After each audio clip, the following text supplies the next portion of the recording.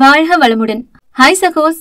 இதயம் மீட்டும் மெல்லிசை போல உங்கள் மனதை மயக்க போகும் எழுத்தாளர் தீபா பாபு அவர்களின் கற்பனை சிதறல்களுக்குள் நம் பயணத்தை தொடங்கலாமா? அத்தியாயம் 13.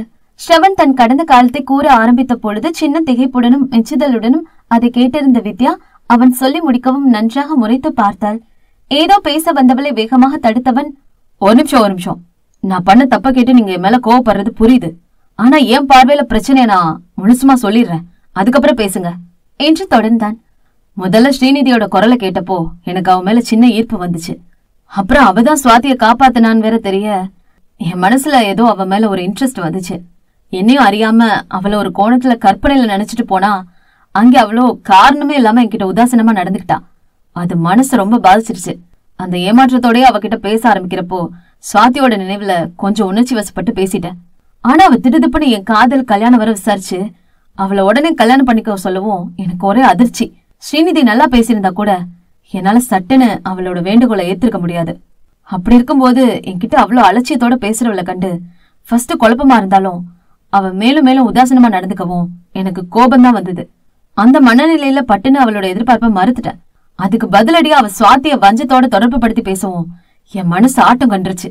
நான் உங்ககிட்ட சொந்தக்காரர் ஒருத்தரோட வாழ்க்கைய பத்தி சொன்னனே, அது மாதிரி சாபமான ஒரு வாழ்க்கை ஏதாவது என் தங்கச்சிக்கு அமைஞ்சிடுமோன்னு பயம் என்ன பயங்கரமா ஆட்டி படைக்க ஆரம்பிச்சிருச்சு. ஏற்கனவே ஒரு பெரிய கண்டத்துல இருந்து தப்பிச்சிருக்கா. இதுல அவ மனத்தாங்கல் வேறு, இதுல இவளோட சாபம் வேற அவளை பாதிக்குமோங்கிற அச்சத்துலதான் எதையும் யோசிக்காம சடார்னு கல்யாணத்துக்கு சம்மதம் சொல்லிட்டேன். என் வாழ்க்கையை நான் எப்படினாலும் சமாளிச்சுக்குவேன். உங்களுக்கே தெரியும், நம்ம சொசைட்டில என்ன விதமான சேஞ்சஸ் வந்தாலும் இன்னமும் புகுந்த வீட்டுக்கு போற பெண்களுக்கு நடக்கிற சங்கடங்கள் மட்டும் அப்படியே தீர்க்கப்படாம தான் இருக்கு. இது எனக்கு விலக்கி சொல்ல தெரியல, பட் என் பயம் என்று ஸ்ரவன் திணற.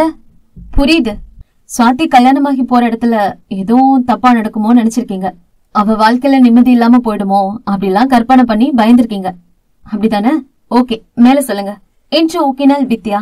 எக்ஸாக்ட்லி. நான் அவசரப்பட்டேன்னு என்கிட்ட சுவாதி சொன்னப்ப கூட நான் இதைத்தான் சொன்னேன். ஒரு பக்கம் சென்டிமெண்டலா டென்ஷன், இன்னொரு பக்கம் எமோஷனல் ஃபீலிங்ஸ்னு தடுமாறி அவகிட்ட வாக்கு கொடுத்து கல்யாணம் பண்ணிட்டேன். ஆனா சத்தியமா சொல்றேன், இவ என்கிட்ட வருமானம் வசதி பத்தி எல்லாம் விசாரிச்சு கூட சரி இவளோட குணம் இவ்வளவுதான், இவளுக்கு ஏத்த மாதிரி நம்ம கொஞ்சம் விட்டு கொடுத்து வாழலான்னு தான் தீர்மானிச்சிருந்தேன். ஆனா அத்தனையும் இவளோட நடத்தையில இவ்வளவுதான் உடச்சு எரிஞ்சா. கல்யாணம் ஆனப்புல இருந்தே தேவையில்லாம என்ன முறைச்சுக்கிட்டு இருந்தது, கோபம் வந்தா சுவாதி எடுத்தறிஞ்சு பேசுறதுன்னு ஒவ்வொரு தடவையும் என் மனசுல இருந்து இவ கீழே இறங்கிட்டே போனா. இது எல்லாத்தையும் விட எனக்கு எதுக்கு தெரியுமா வெறுப்பு அதிகமாச்சு? குழந்தைகிட்ட அவ நடந்துகிட்ட முறையும் அதை தொடர்ந்து அவ பேசின வார்த்தைகளும் தான். என்னால அதுக்கு மேல பொறுமையா இருக்க முடியல. இன்னும் விட்டா என்னென்ன செய்வாளுங்கிற ஆத்திரம் கண்ணை மறைச்சதாலதான் நானும் வாய்க்கு வந்ததெல்லாம் பேசிட்டேன் என்று தளர்வுடன் பின்கலத்தை அழுத்தி விட்டான். ஒரு சின்ன கரெக்ஷன், நீங்க வாய்க்கு வந்ததெல்லாம் பேசல, ராத்திரி முழுசு வீட்டுக்கு வராம நல்லா யோசிச்சு முடிவெடுத்ததா சொல்லியிருந்தீங்க என்று குத்தினாள் வித்யா. ஆமா என்று இரு கைகளாலும் தலையை தாங்கி கொண்டான் ஸ்ரவன். சிறிது நேரம் அங்கே அமைதி நிலவியது. ஆமா, இன்னமும் நீங்க அதே முடிவுல உறுதியா இருக்கீங்களா என்று வித்யா அவனை கூர்ந்து பார்த்தாள். என்ன என்று வெடுக்கென்று நிமிர்ந்தவன், இல்ல என திணறி விட்டு, என்னால வாழ்நாள் முழுசும் அவளை அப்படி ஒதுக்கி வைக்க முடியுமான்னு தெரியல. ஆனா நிச்சயமா ஏதோ ஒரு சூழ்நிலையில மாறி இருக்கும். அதை இன்னைக்கு ஆட்டங்காண வச்சுட்டாலே, என்னால இப்ப அவளை இப்படி எல்லாம் அலட்சியமா நினைக்க முடியல என்றன் சோகமாக. சட்டென்று சிரித்து விட்ட வித்யா, அவ்வளவுதான், ப்ராப்ளம் சால்வ்ட் என்று தோள்களை குலுக்கினாள். அவளை குழப்பத்துடன் நோக்கியவன், எப்படி எல்லா பிரச்சனையும் அப்படியேதானே இருக்குது என்றன் யோசனையோடு. எஸ், எல்லாம் மாறாம அப்படியேதான் இருக்கு. ஆனா அத நீங்க பாக்குற பார்வை மாத்திட்டா எல்லாமே தானாவே சரியாயிடும் என்றாள் சின்ன புன்னகையுடன். ஏன் பார்வை மாத்திக்கணுமா? என்ன, எப்படி என்று பரபரத்து அவனிடம் தன் சிந்தனை கூற ஆரம்பித்தாள் வித்யா. முதல்ல ஒரு விஷயத்த நீங்க நல்லா புரிஞ்சுக்கோங்க. இதுதான் அதிகமா அவங்க 2 பேரோட வாழ்க்கையில நடந்துட்டு இருக்க குழப்பத்துக்கும் பிரச்சனைக்கும் முக்கிய காரணம் என்றவள் முடிக்கும் முன்னரே, என்னது என்றான் அவன் வேகமாக. பா, என்ன அவசரம் என்று கேலி செய்துவிட்டு, உங்க ஒய்ஃப் உங்களை நேசிக்கிறாங்க என்றாள் அழுத்தமாக. தன்னையே விந்தையாக நோக்குபவனை பார்த்து, என்ன என்றாள் இவள். இதுல இருந்தே உங்களுக்கு நான் சொன்னது எதுவுமே புரியலன்னு நல்லா தெரியுது என்றான் ஸ்ரவன் அழுப்புடன். ஆஹா, எப்படிப்பா என்று கைகளை குறுக்கே கட்டி கொண்டாள். சும்மா கேலி பேசாதீங்க வித்யா, எனக்கு தெரியும் அவளுக்கு என்ன பிடிக்காது. ஒரு தடவை கூட அவ என்ன அந்த மாதிரி பார்த்ததில்ல. ஓஹோ, சரி, அவ உங்களை பிடிக்காம பார்த்தத நீங்க எத்தனை தடவைப்பா பாத்தீங்க என்று ஆழமாக ஊடுருவி பார்த்தாள் வித்யா. அது நான் அப்பப்ப பாப்பேன் என்று தடுமாறினான். அப்போ உங்க பொண்டாட்டி பார்க்காத நேரத்துல நீங்க அவளை நல்லா சைட் அடிச்சிருக்கீங்க என்றாள் இவள் தீவிரமாக. இது என்று விழித்தவன் பக்கென்று சிரித்துவிட்டு இந்த கேலி தானே வேண்டாங்கிற என்றன் சின்ன வெக்கத்தோடு. அதை ரசித்தவள், ஸ்ரவன், ஒரு உண்மையை சொல்லட்டுமா? நீங்க 2 பேருமே ஒருத்தர் நேசிக்கிறீங்க. ஆனா உங்களுக்குள்ள இருக்க ஈகோவும் கோபமும் தான் அதை ஏத்துக்க விடாம வெறுப்பா மாத்திட்டு இருக்கு என்றால் அமைதியாக. அது என்று இழுத்தவன், ஓகே, நான் ஒத்துக்கிறேன், எனக்கு அவளை பிடிக்கும். இடையில நடந்த சில கசப்பான நிகழ்வுகள் தான் அதை மாத்திருச்சு. ஆனா அவளுக்கு என்ன நிஜமாவே பிடிக்காதுமா என்றான். இல்ல ஸ்ரவன், நீங்க அவ்வளவுதான் உங்களை கவனிச்சிருக்கீங்க. உங்களுக்கு ஸ்ரீநிதியை பத்தி சரியா தெரியல. சரி, நான் சொல்றேன் என ஆழ மூச்செடுத்து விட்டு பேச ஆரம்பித்தாள். ஸ்ரீநிதியை பத்தி எனக்கு ஒண்ணும் தெரியாது. நீங்க சொன்னதை வச்சுதான் அதை முழுக்க முழுக்க சொல்றேன் என்று ஒருவித எதிர்பார்ப்போடு தலையசைத்தான் ஸ்ரவன். நீங்க சொன்ன விஷயத்துல முதலும் கடைசியுமா சம்பவங்கள் தான் எனக்கு கொஞ்சம் புரியல. அது உங்க மனைவி தான் தெளிவுபடுத்த முடியும். மீதியே நான் சொல்றேன். அதாவது, அவ ஏன் உங்களை முதல் சந்தப்புல அலட்சியப்படுத்தினா, அந்த குழந்தை விஷயத்துல ஏன் அவ்வளோ அரகண்டா நடந்துக்கிட்டாங்கிறது எனக்கு தெரியல என்று நெற்றி சுருக்கி விட்டு, சரி, இதுக்கு பதில் சொல்லுங்க. கல்யாணம் ஆனதுக்கு அப்புறம் உங்க வீட்டுக்கு உங்க ஒய்ஃபை எப்படி கூட்டு போனீங்க என்று கேள்வி எழுப்பினாள். இது என்ன கேள்வி? நான் மட்டும்தான் அவளை தனியா கல்யாணம் பண்ணி வீட்டுக்கு கூட்டிட்டு போனேன் என்றவன் குரல் சொல்லின் முடிவில் தேய்ந்தது. புரியுதா என்று அவளிடம் ஆமோதிப்பாக தலையாட்டி வைத்தான். சுவாதி அழுதுகிட்டே ரூம்குள்ள போவோம், நான் அவளை வாசல்லே விட்டுட்டு உள்ள போயிட்டேன் என்றன் தயக்கத்துடன். எந்த பொண்ணுக்குமே அந்த இடத்துல கோபம் வரும். தாலி கட்டி புதுசா வீட்டுக்கு வர பொண்டாட்டிய அப்படித்தான் வாசல்ல அம்போன்னு விட்டு போவீங்களா? அதனாலதான் அவ அன்னைக்கு கோபமாவே நடந்துட்டாளா? ஆமா, அந்த ஆத்திரத்தை வெளிப்படையா காண்பிக்க முடியாமதான் சின்ன சின்ன விஷயத்துல உங்களை வெறுப்பேத்தி இருக்கிறா. போதா குறைக்கு நீங்க மேலும் அவளை மனநோக பேசிருக்கீங்க. அப்பவே என் தப்ப சுட்டி காட்டி சுவாதி சண்டை போட்டா என்றன் வருத்தத்துடன். ஆஹா, உங்களை விட உங்க தங்கச்சி ரொம்பவே ஸ்மார்ட் என்று வித்யா கூறவும் அவன் முகம் கருத்து போகவில்லை, மாறாக பெருமையில் மிளிர்ந்தது. குட்டிமா எப்பவுமே அப்படிதான், ரொம்ப ஷார்ப் என்றவன் குரலில் அவன் தன் தங்கை மீது வைத்திருக்கும் பாசம் நன்றாக புரிந்தது. நான் சமாதானப்படுத்தினதுக்கு அப்புறம் முதல்ல சைலண்டா இருந்தவ, அதுக்கப்புறம் ஷாப்பிங் போனப்பவும் எதுல இன்ட்ரெஸ்ட் காட்டாம முகத்தை தூக்கி வச்சிட்டு இருந்தா. அப்பவும் எனக்கு அவன் மேல செம கடுப்புதான் என்றான் இன்னும் கோபமாக. அதே நீங்க தான் கெடுத்து வச்சீங்க என்று வித்யா குற்றம் சாட்டவும், என்ன, நான் அவள ஒன்னும் சொல்லலையே என்றான் வேகமாக. தனியா வேற சொல்லணுமா? அதான் ஒரே தடவையிலே உங்களை அண்டி வாழ வந்தவ அடங்கி இருக்கணும்னு சொல்லிட்டீங்களே. சே, அது கோபத்துல விட்ட வார்த்தைகள். அதை தெளிவுபடுத்திட்டு தான் நாங்க கடைக்கு போனோம். அது உங்க வரையில சரியா போயிடுச்சு. ஆனா ஸ்ரீநிதிக்கு அப்படி இல்ல.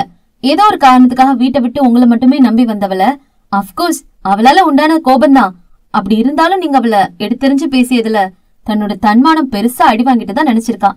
கணவன் தான்னாலும் உங்களோட வார்த்தையால பாதிக்கப்பட்ட புது பொண்ணுக்கு நீங்க வாங்கி தர்ற பொருட்களை ஏத்துக்க மனசு சுத்தமா வரல. ஓ என்று அமைதியாக போனவனை நேராக பார்த்தவள், சரி, அடுத்து உங்ககிட்ட எப்ப சண்டை போட்டாங்க என வினவினாள். புருவங்களை சுளித்தவன், அதேதான், அவதன் கீழே விழுந்த பொழுது கத்துனாலே என்றான். அந்த இடத்துல எனக்குமே அவ மனசை ஜட்ஜ் பண்ண முடியல என்ன சிந்தித்தவள். சோ, இடைப்பட்ட நாட்கள்ல ஸ்ரீநிதி உங்ககிட்ட வேற எதுவும் கோபமா நடந்துக்கல, நீங்க அவகிட்ட எப்படி பழகுனீங்க என்று நிமிர்ந்தாள். நான் எப்பவுமே அவ என்னை விட்டு ஒதுங்கிதான் இருப்பா. அதனால நானும் அவகிட்ட நெருங்கி பழக முயலல. அத்தை வந்திருந்ததால அவளை விரட்டவும் அப்பப்ப எனக்கு வேண்டியதெல்லாம் பார்த்து பார்த்து செய்வா. அதுவும் முகத்துல எந்த ஒரு ஆர்வமும் இருக்காது என்று ஆற்றாமையுடன் பேசுபவனை பார்த்து மெல்ல முறுவலித்துக் கொண்டாள் வித்யா. ஓகே, அதுக்கப்புறம் காலையில தான் அப்படி நடந்துக்கிட்டா இல்லையா?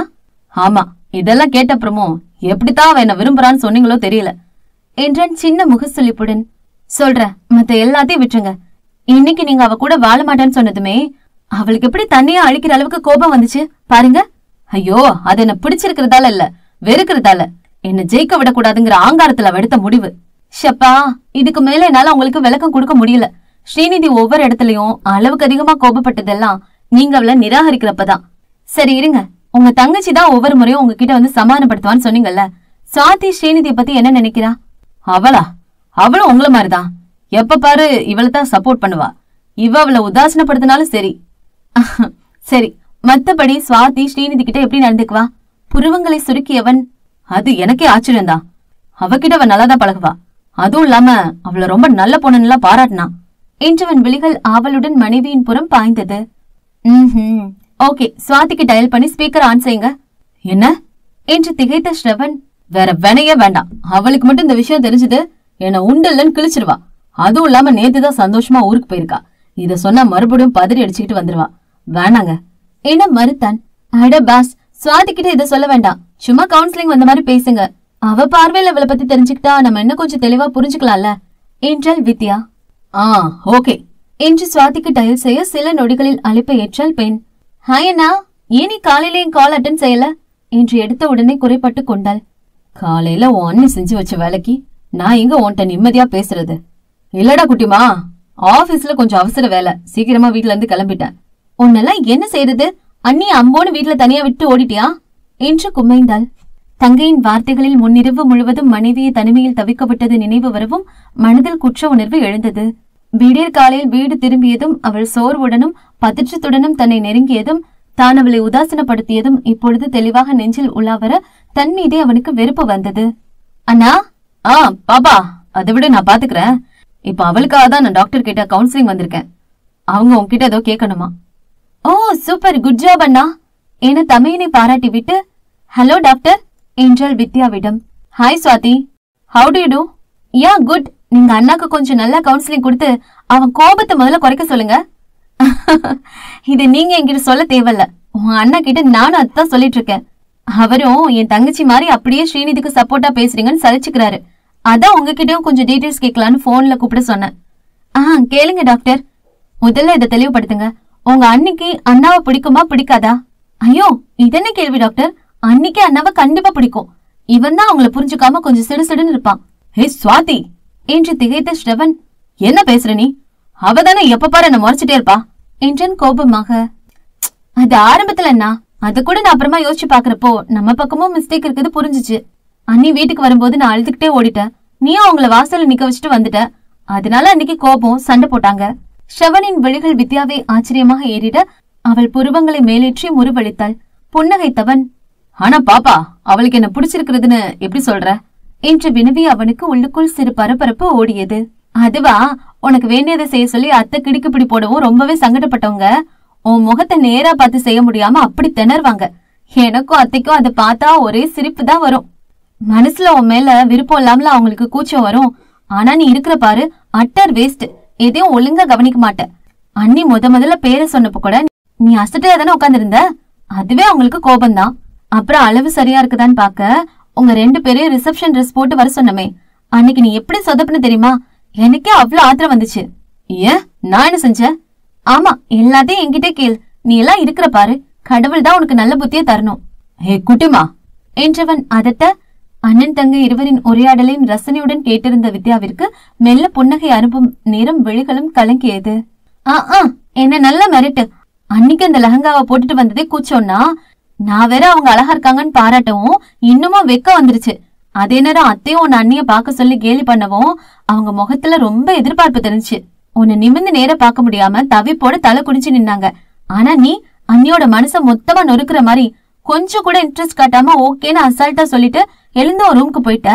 அன்னைக்கு அண்ணியோட முகத்துல வெளிச்சம் அப்படியே அணைஞ்சு போயிடுச்சு தெரியுமா? எப்போதுமே கோபத்தை தவிர மத்த எந்த ரியாக்ஷனையும் அவங்க அவ்வளவு சீக்கிரம் வெளில காட்ட மாட்டாங்க. அன்னைக்கு உன் உதாசீனத்தால அவங்களையும் மீறி அவங்க முகம் அப்படியே சுருங்கிருச்சு. எனக்கும் அத்தைக்கும் அவங்களோட முகத்தை பார்த்து மனசே ஆறல. உங்ககிட்ட வந்து சண்டை போடலான்னு தோணினாலும் எத்தனை தடவைதான் ஹஸ்பண்ட் அண்ட் ஒய்ஃப்குள்ள வரதுன்னு நான் விட்டுட்டேன். அதுக்கப்புறம் ஒரு மாதிரியாவே இருந்தாங்க. அப்புறம் நாங்க தான் பேசி அவங்கள நார்மல் ஆக்கணும். ஸ்ரீநிதியின் மனதை தான் இந்த அளவிற்கு பாதித்து இருக்கிறோமா என்று இதயம் நிகழும் பொழுதே நம்மையும் அறியாமல் அவளை எத்தனை தூரம் வேதனையில் ஆழ்த்தி விட்டோம் என்று வருந்தவும் செய்தான் ஸ்ரவன். ஏதோ நினைத்தவனாக, சுவாதி எல்லாம் சரி, உன் அண்ணி ஏன் அமுத விஷயத்துல அப்படி கோவப்பட்டான்னு ஏதாவது தெரியுமா என விவரம் கேட்டான். அதிலும் தனக்கு தெரியாமல் தன் மனைவியின் புறம் எதுவும் நியாயம் இருக்குமோ என்று ஆழ்மனம் எதிர்பார்த்தது. அது தெரியல அண்ணா, அந்த விஷயத்துல எனக்குமே அவங்களை நினைச்சு ரொம்ப குழப்பமா இருக்கு.